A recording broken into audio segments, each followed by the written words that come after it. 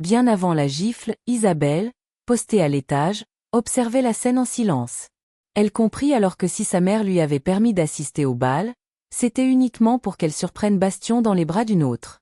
Ce n'était qu'un stratagème destiné à la blesser, à la forcer à renoncer à l'attachement qu'elle nourrissait encore pour lui. Depuis 6 ans, Isabelle n'avait cessé de le surveiller.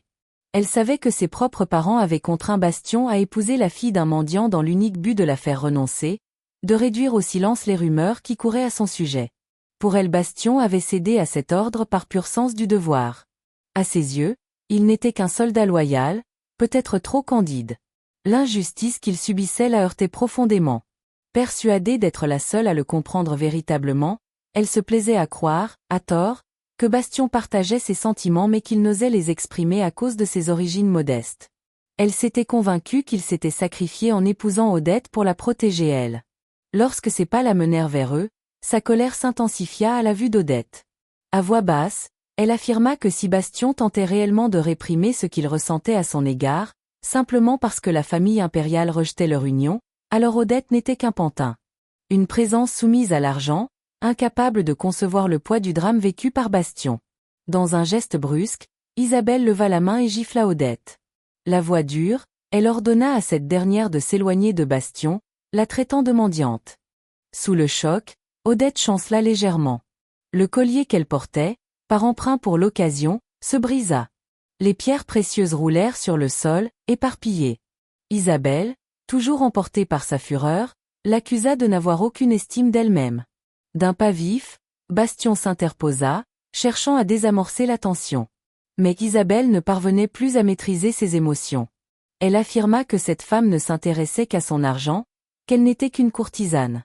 Les mots se succédaient, tranchants et sans retenue. Odette, cependant, ne montra aucune réaction. Elle resta droite, presque absente, intérieurement détachée. Elle songea qu'il ne s'agissait que d'une princesse, prisonnière d'un amour à sens unique, consumée par la jalousie. Sans prononcer un mot, Odette s'agenouilla pour ramasser les pierres tombées au sol. Elle murmura que la princesse ne savait rien de sa vie, ignorait tout de son passé, de cette enfance qui l'avait forcée à développer une forme de résistance face à ce genre d'attaque. Elle savait que des mots dénués de vérité ne pouvaient plus l'atteindre. En étant humiliée, elle demeurait fidèle à ce qui importait réellement. Ce soir-là, elle n'était qu'une actrice au service de l'ordre impérial. Une fois les pierres récupérées, elle se redressa avec lenteur. Son calme, loin d'apaiser Isabelle, attisa sa colère. Isabelle désigna alors les bijoux, soulignant qu'ils étaient empruntés, qu'Odette n'était attirée que par leur éclat. Odette ne réagit pas. Elle croisa son regard un instant, puis se détourna. Elle remit les bijoux à un domestique, d'un geste assuré, lui demandant simplement de les conserver jusqu'à la fin du bal. Isabelle, ignorée, fit un pas en avant, résolue à provoquer un nouvel affrontement. Bastion l'arrêta d'un geste. Il lui rappela, d'une voix posée, qu'elle avait trop bu. Isabelle leva les yeux vers lui. Dans l'éclat de son regard, elle crut déceler une forme de tristesse. Dans son esprit troublé, cela confirma ce qu'elle pensait déjà. Elle s'approcha de lui, l'enlaça, la voix tremblante. Elle lui dit qu'elle l'aimait, que cet amour l'animait profondément. L'odeur de l'alcool devint pesante. Bastion sentit une douleur sourde lui traverser le crâne. Il soupira et lui demanda de se calmer. À l'étage, l'impératrice, témoin de la scène, resta figée. Son visage se ferma, puis se décomposa lentement. Elle s'effondra, submergée par ce qu'elle redoutait depuis longtemps. L'empereur, en voyant l'impératrice effondrée, demanda que l'on appelle immédiatement un médecin. Un peu plus loin, la mère de France, un sourire dur aux lèvres, déclara avec satisfaction qu'elle espérait que cette situation ne ternirait pas leur réputation. La salle de bal, frappée de stupeur, plongea dans un silence complet. Les invités, figés, commencèrent à murmurer que la princesse Isabelle semblait marcher sur les traces douloureuses de Hélène. Isabelle, quant à elle, n'avait plus conscience de ce qui l'entourait. Elle effleura le visage de Bastion d'un geste lent. Elle lui demanda de ne plus dissimuler ses sentiments, convaincue qu'il était temps de révéler leur amour au grand jour. Mais dans l'instant qui suivit, Bastion la repoussa. Son geste était net, froid, dénué de toute ambiguïté. Isabelle, immobile, ne parvenait pas à croire ce rejet. Elle refusait d'accepter ce qui s'imposait pourtant à elle. Le prince héritier s'approcha et tenta de l'éloigner, mais elle ne se laissa pas faire. Il la saisit par le bras, l'emmena plus loin, tandis qu'elle continuait de crier, déconnectée de toute logique. Elle répétait à Bastion de lui répondre, lui demandait s'il l'aimait. Lorsqu'elle quitta enfin la salle, Bastion poussa un soupir discret. Il se retourna vers Odette, encore debout derrière lui. Il voulut s'assurer qu'elle allait bien. Malgré l'humiliation, elle gardait intacte sa dignité. Elle repoussa une mèche de cheveux tombée sur sa joue rougie. Son attitude demeurait empreinte de calme et de grâce. Elle releva légèrement sa robe, marquant son intention de poursuivre la danse. Bastion, silencieux, constata qu'elle vacillait, mais elle tenait à achever cette soirée sans se laisser atteindre. Son entêtement silencieux, son orgueil maîtrisé lui rappelèrent une époque lointaine, celle où son propre père avait tenté de la vendre pour rembourser ses dettes. Déjà à cette époque, elle s'était montrée d'un courage farouche. Bastion dut admettre qu'elle possédait un sang-froid peu commun. Elle se tenait là, droite, semblable à une reine. Pourtant, son visage était pâle, presque livide. Elle semblait proche de la défaillance, mais son corps restait tendu par la volonté de rester debout. Bastion s'inclina devant elle, avec un respect authentique. Autour d'eux, les nobles restaient muets, incapables de réagir. L'apparente normalité de ce qui suivait ne suffisait pas à effacer la densité du moment. Seul Bastion voyait la vérité. Un frisson violent parcourait le corps d'Odette. Son teint était cendré. Une fine perle de sueur glissait sur sa joue. Mais elle ne pliait pas. Face à une telle force contenue, Bastion ne pouvait que lui offrir l'hommage le plus sincère. À bout de force, Odette chancela. Son corps trahissait enfin ce que son maintien avait jusqu'ici dissimulé. Bastion la soutint à temps. Il l'encouragea à tenir bon, lui rappelant qu'elle ne souhaitait sans doute pas perdre la face devant les autres. Odette ne s'attendait pas à ce qu'il perçoive aussi clairement son état. Elle serra sa main avec fermeté, s'y appuyant avec discrétion pour rester droite jusqu'à la fin du bal. À aucun moment elle ne laissa transparaître un écart aux règles de bienséance. Bastion l'accompagna lentement jusqu'à la comtesse Trier. Le bal touchait à sa fin. Trier, qui l'avait observé tout au long de la soirée, se montra étonné par la manière dont il avait su respecter avec aisance les codes de l'étiquette noble, au point qu'on peinait à croire qu'il mettait les pieds pour la première fois dans le palais impérial. Elle lui demanda alors s'il avait apprécié la compagnie d'Odette au cours de la soirée. Bastion répondit avec politesse que ce fut un grand honneur de partager un moment aussi particulier avec la belle lady Odette. Une fois qu'il s'éloigna, la comtesse se tourna vers Odette. Celle-ci relâcha enfin la tension de tout son corps, laissant apparaître la douleur et l'épuisement qu'elle avait contenus jusqu'alors. Un souffle à peine audible s'échappa des lèvres de la comtesse. Après tout, Odette venait d'endurer une humiliation sévère. Elle ne pouvait en sortir indemne. En l'observant, raide mais toujours digne, la comtesse Trier lui tapota doucement le dos dans un geste de réconfort. Elle lui dit qu'Hélène l'avait élevée avec soin, qu'elle s'était montrée admirable, qu'elle avait été parfaite. Ces paroles inattendues firent monter les larmes aux yeux d'Odette, comme si ses efforts, enfin, recevaient la reconnaissance qu'elle n'attendait plus. Elle la remercia simplement. Quelques jours plus tard, le père d'Odette fut mis à la porte de la maison de jeu par un homme qui lui ordonna de ne plus se présenter sans argent. L'homme, excédé, refusa de lui accorder une dernière partie, même contre une promesse sur d'éventuels gains, affirmant qu'il n'avait plus rien et lui claqua la porte au nez. Le vieil homme repensa alors à cette journée où il avait perdu contre des soldats de la marine. Il se disait que la malchance l'accompagnait depuis sa rencontre avec ces officiers maudits. Alors qu'il repartait, un inconnu l'interpella et le questionna sur son énième expulsion. Il lui suggéra qu'il ferait mieux d'aller voir sa fille aînée, affirmant qu'elle avait trouvé un partenaire qui pourrait peut-être l'aider financièrement. Le duc repoussa cette idée, convaincu que sa fille ne fréquentait aucun homme. Mais l'autre insista.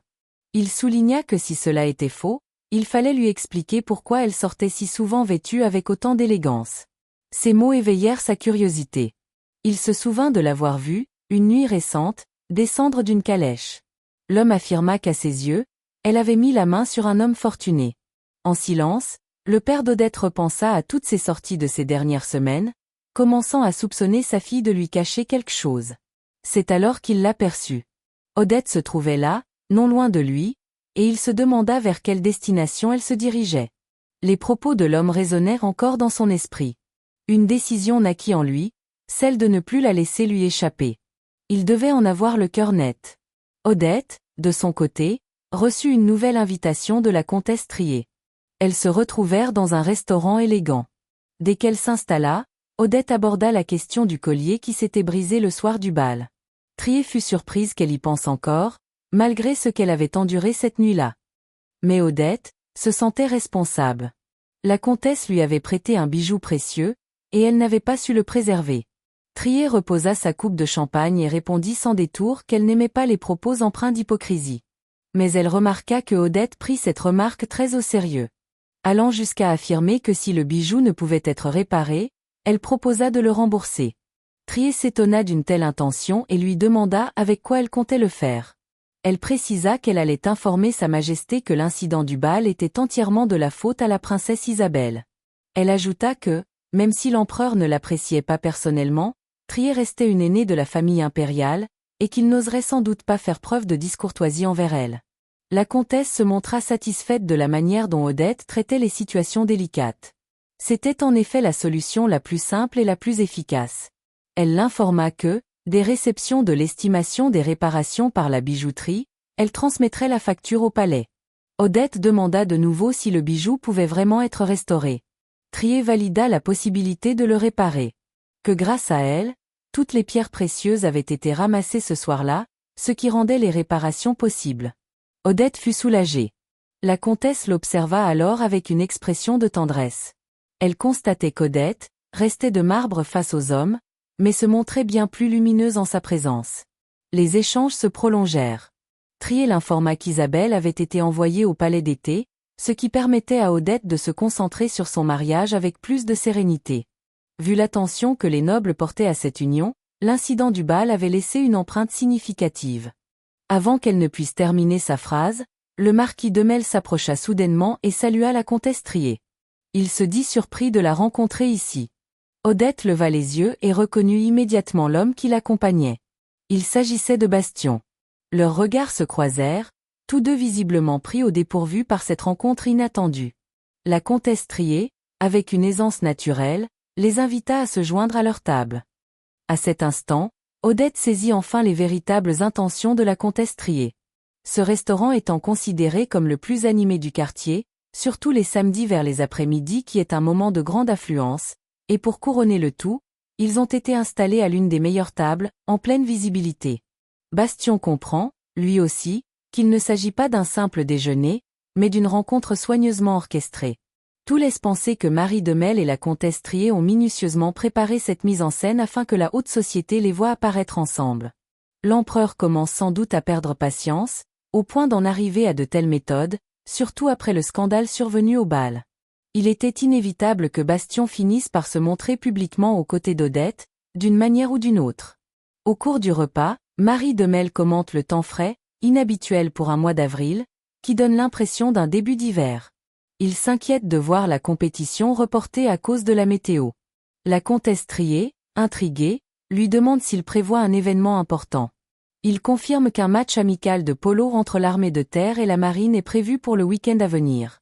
Lorsqu'elle s'enquiert de la participation du capitaine Clovitz, sa réponse est affirmative.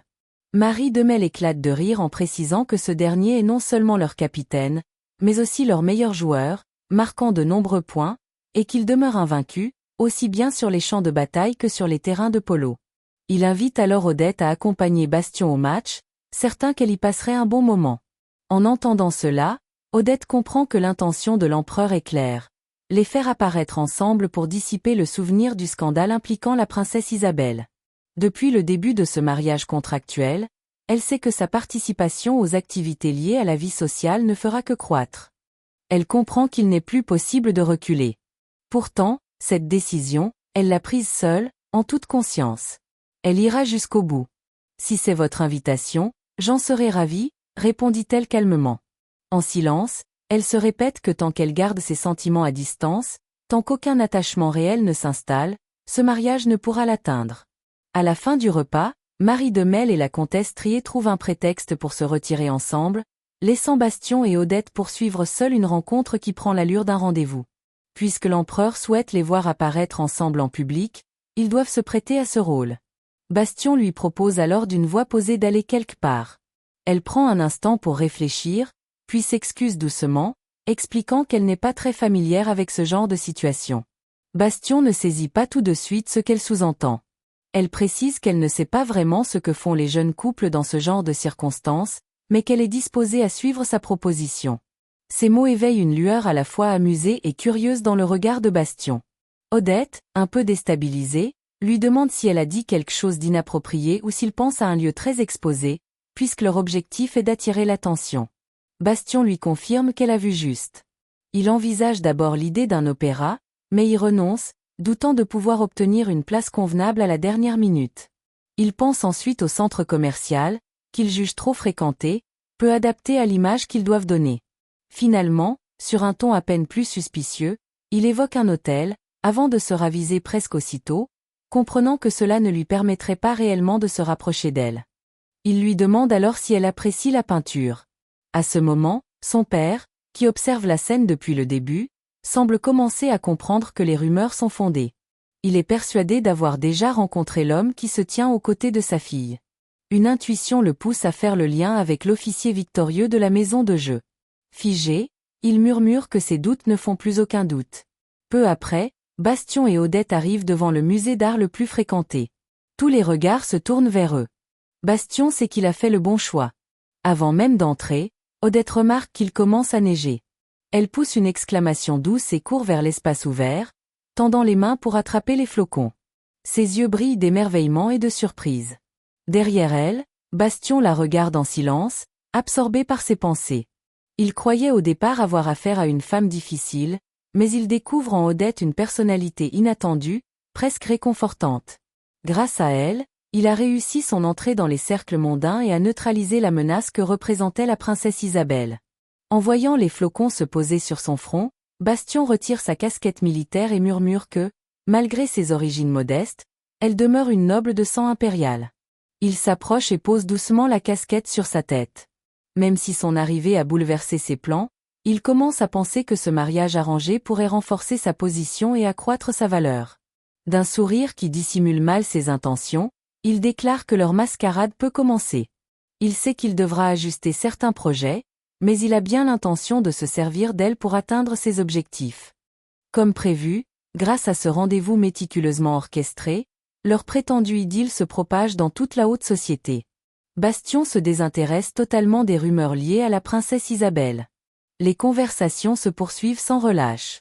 Odette demeure silencieuse, figée, jusqu'à ce que Bastion la rappelle doucement à l'ordre. Elle revient à elle et s'excuse, expliquant qu'elle observait attentivement le tableau et n'a pas entendu ce qu'il disait. C'est alors qu'elle aperçoit l'heure sur l'horloge murale. Il est temps pour Tira de sortir de l'école. Comme le musée étant proche de l'établissement, elle pourra rentrer avec sa sœur. Intrigué, Bastion lui demande si elle n'est pas la fille unique de la princesse Hélène. Odette précise que Tira est sa demi-sœur. Leur mère était une domestique qui travaillait parfois dans leur maison. Elle était décédée. Bien que des rumeurs la qualifient de fille illégitime, Odette la considère comme un membre à part entière de la famille. Leur père, en revanche, se montrait cruel envers Tira. Il la battait et l'insultait dès qu'il en avait l'occasion. Odette ajoute qu'elle dépend de la pension versée par l'empereur pour pouvoir la protéger. Tant que cette pension lui est accordée, son père ne pourra pas s'en prendre à elle, et c'est ainsi seulement qu'elle peut servir de rempart à sa demi-sœur. Bastion est surpris de constater qu'Odette reste très proche d'elle malgré tout.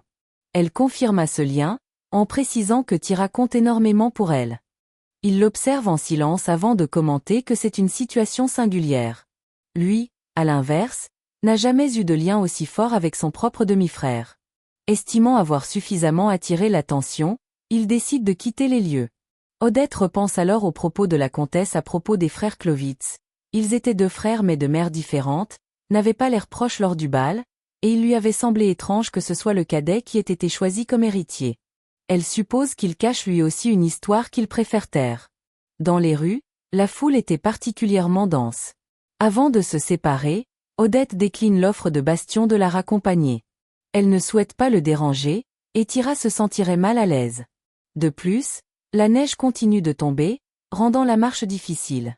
Elle le remercie de sa sollicitude, ajoutant qu'elles prendront simplement le tramway plus tard. Face à ce refus, Bastion ne cherche pas à insister. Il les regarde un instant, s'interrogeant sur leur lien, en conclut qu'elles ne se ressemblent pas. Finalement, le tramway arrive, et elle tente de monter à bord, malgré l'affluence. Bastien devine qu'elles n'y parviendront sans doute pas mais que cela ne le concerne plus. Il démarre et s'éloigne. Mais en entendant le sifflement du tram, il s'arrête en cours de route. Il songe à Odette, repoussée par la foule, le visage rougi par le froid.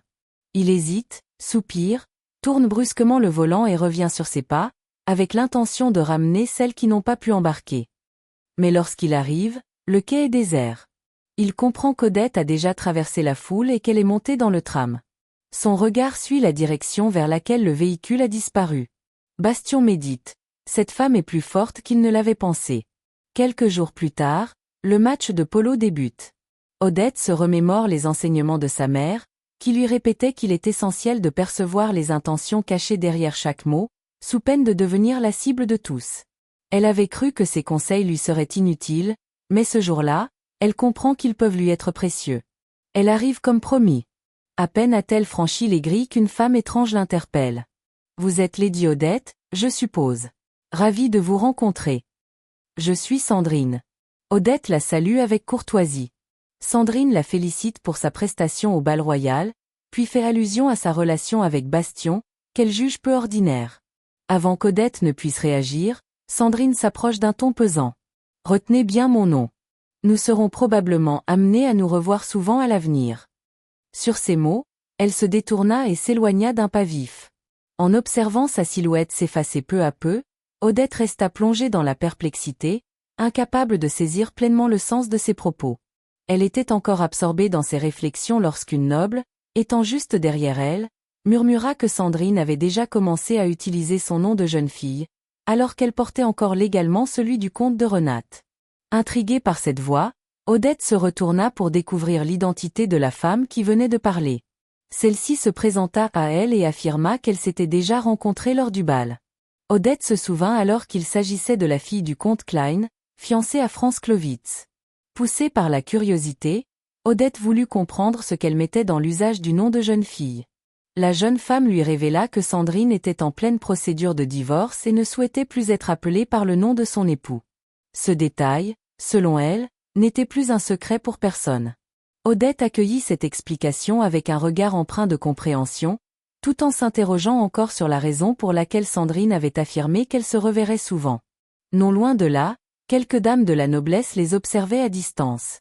Elles chuchotaient entre elles, que sans la présence de la comtesse triée à ses côtés comme lors du bal, Odette aurait dû être en difficulté. Pourtant, à leur grande surprise, elle demeurait calme. Elle incarnait avec aisance les manières attendues d'une dame accomplie, bien qu'il s'agît de sa première apparition dans un tel cadre mondain. Alors que les échanges se poursuivaient, Lady Claudine von Brandt complimenta Odette sur sa robe. Elle affirma que le modèle provenait de la maison Reine, une maison de couture qu'elle affectionnait particulièrement, vantant les talents du couturier pour travailler la mousseline et la soie. Ces mots provoquèrent un trouble chez la fiancée de France, qui ne connaissait pas cette boutique. Si une maison fréquentée par la famille Brandt lui était inconnue, alors c'était soit une lacune impardonnable, soit une dissimulation. L'idée qu'il puisse s'agir d'un piège l'effleura. Car selon elle, une fille de rien comme Odette n'aurait pas les moyens de s'offrir une robe sur mesure issue d'un atelier aussi prestigieux. Mais en observant plus attentivement, elle comprit que la robe avait déjà été portée, probablement retouchée pour convenir à la silhouette d'Odette. Avec un sourire teinté de cruauté, Lady Claudine se pencha à son oreille et chuchota que l'empereur s'était montré bien négligent. Selon elle, puisque cette jeune femme était déployée comme pion pour empêcher la princesse de commettre une erreur, il aurait au moins pu lui fournir une tenue décente. À ces mots, la fille du comte Klein répondit d'un regard chargé d'ironie. Elle estima que l'empereur aurait pu, s'il l'avait jugée digne, lui faire confectionner des robes par ordre impérial. Le fait qu'il ne l'ait pas fait, révélait selon elle, l'importance réelle que cette femme avait aux yeux de la famille royale. Après ces remarques cinglantes, toutes deux observaient attentivement Odette, guettant une réaction. Mais Odette, toujours souriante, les remercia poliment pour leurs compliments. Elle expliqua qu'elle n'était pas experte en matière de mode et se faisait donc aider par une personne plus expérimentée. Par chance, la nièce de la comtesse avait une morphologie similaire à la sienne, ce qui lui permettait d'avoir l'honneur de porter de telles robes. Cela étant dit, elle ajouta qu'elle retiendrait précieusement le nom de la boutique mentionnée. Sa réponse jeta un léger trouble parmi les dames de la noblesse. Elle se demandait en silence qui avait pris le dessus dans cet échange. Soudain, l'arrivée des joueurs attira l'attention de l'assemblée. Lady Claudine annonça son départ, salua Odette et lui glissa un « à bientôt », avant de présenter des excuses pour s'être trompée sur l'origine de la robe. Elle reconnut qu'elle venait de la maison Sabine. Odette répondit poliment qu'il n'y avait aucun mal et qu'elle veillerait à s'en souvenir. À cet instant, une silhouette familière apparut. Franz Clovitz, le frère de Bastion. En apercevant Odette, il la regarda avec une admiration qu'il ne tenta pas de dissimuler. Odette, estimant qu'il convenait de le saluer conformément à l'étiquette, s'apprêtait à s'avancer vers lui. Mais alors qu'elle faisait un pas, une main saisit la sienne. Elle se retourna et découvrit Bastion. Odette le salua, et affirma qu'elle allait justement saluer son frère. Bastion lui répondit qu'elle n'avait pas à se soucier de ce genre de formalité. Odette fut surprise. Elle ne comprenait pas ses intentions, surtout lorsqu'elle le vit lui tendre la main avec ce sourire singulier.